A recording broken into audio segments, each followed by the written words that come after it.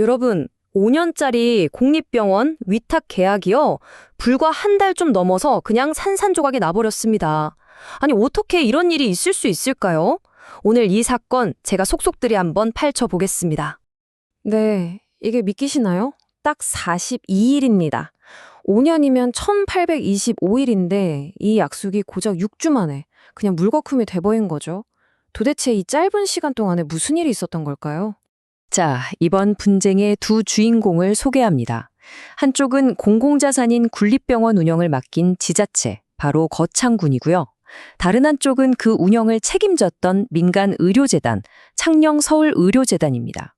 그런데 지금 이 둘이 법정에서 서로 내 탓이다 하면서 책임을 떠넘기고 있는 상황인 거죠. 아니, 5년짜리 계약이 어떻게 단 6주 만에 이렇게 파탄이 날 수가 있었을까요? 바로 이 질문에 대한 답을 오늘 한번 찾아보려고 합니다. 양측 주장이 정말 팽팽하게 맞서고 있거든요. 이 사건을 들여다보면 약속의 무게란만 뭔지, 또 공공과 민간의 파트너십이라는 게 현실에선 어떤 모습인지 우리가 좀 엿볼 수 있을 겁니다. 자, 그럼 본격적으로 한번 들어가 보죠. 대부분의 갈등이 그렇듯이 이 사건의 시작점에도 역시 돈 문제가 있었습니다.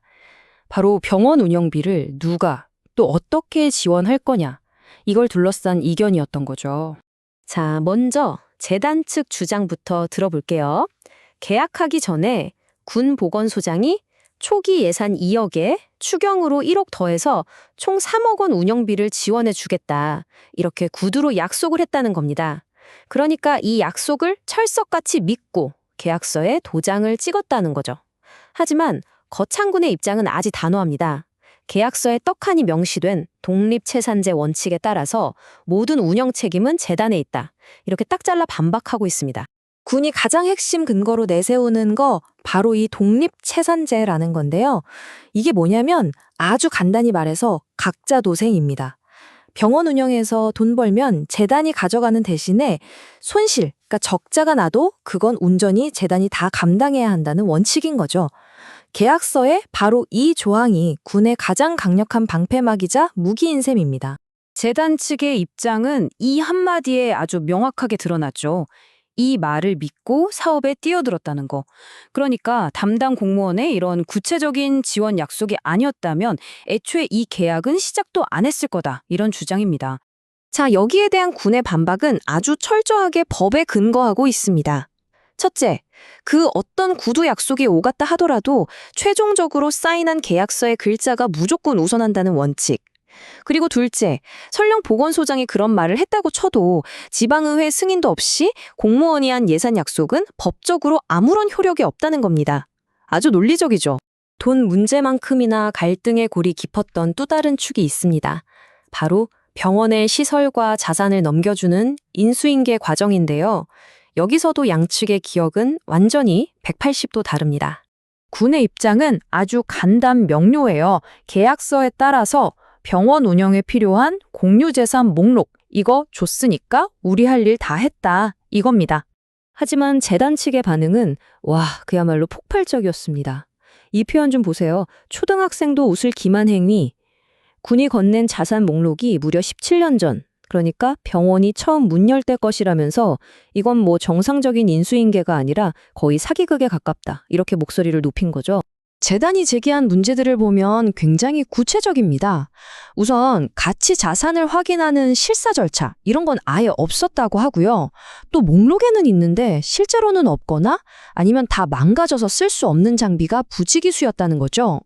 특히나 환자 진료의 신장부라고 할 수 있는 임상병리 장비가 아예 작동 불능 상태였다고 주장하고 있습니다.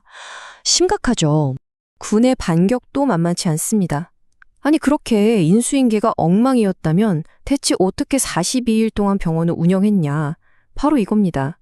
재단이 실제로 직원을 채용하고 환자까지 진료한 그 행동 자체가 운영에 치명적인 문제는 없었다는 가장 확실한 증거 아니냐? 이런 논리인 거죠.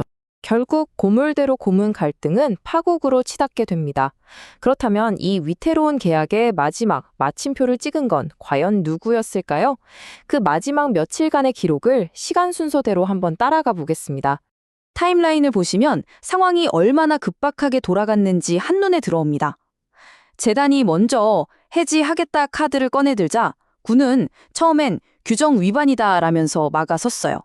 그런데 불과 며칠 뒤에 군이 이번에 스스로 계약 해지를 통보해버립니다. 바로 여기서 마지막 법적 쟁점이 등장합니다. 60일 사전 통보 규정을 어떻게 해석할 거냐, 이 문제인데요. 군은 환자 보호를 위한 최소한의 안전장치를 재단이 무시했다, 이렇게 주장하는 반면에 재단은 군이 스스로 해지 통보를 보낸 순간 그 조항은 이미 의미가 없어진 거다라고 맞서고 있습니다. 사실상 군이 조기 해지에 동의해준 셈이라는 거죠. 재단이 왜 그렇게 서둘러서 계약을 끝내려고 했는지 이 자료를 보면 어느 정도 짐작이 갑니다. 재단이 법원에 제출한 월별 예상 손익표인데요. 한번 보시죠. 4월 한 달에만 무려 7,500만 원이 넘는 적자가 예상됐고요. 흑자로 돌아서는 건 연말에나 가야 겨우 가능할 거라고 본 겁니다. 매달 엄청난 돈이 그냥 사라지는 거죠. 그리고 재단은 이 엄청난 초기 적자의 원인이 바로 부실한 인수인계 때문이라고 딱 짚어서 말합니다. 사실상 텅 빈 병원을 물려받아서 필수 인력을 새로 뽑느라 인건비는 눈덩이처럼 불어났는데 이런 상황에서 약속했던 운영비 지원마저 없다? 이건 뭐 도저히 버틸 수가 없는 구조였다는 겁니다. 자, 이제 양측의 이 얽히고 설킨 주장들을 한번 정리해 볼 시간입니다. 이 사건의 본질은 결국 딱 하나로 모아집니다.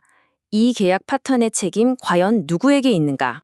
지금 보시는 것처럼 양측은 완전히 다른 현실을 이야기하고 있습니다.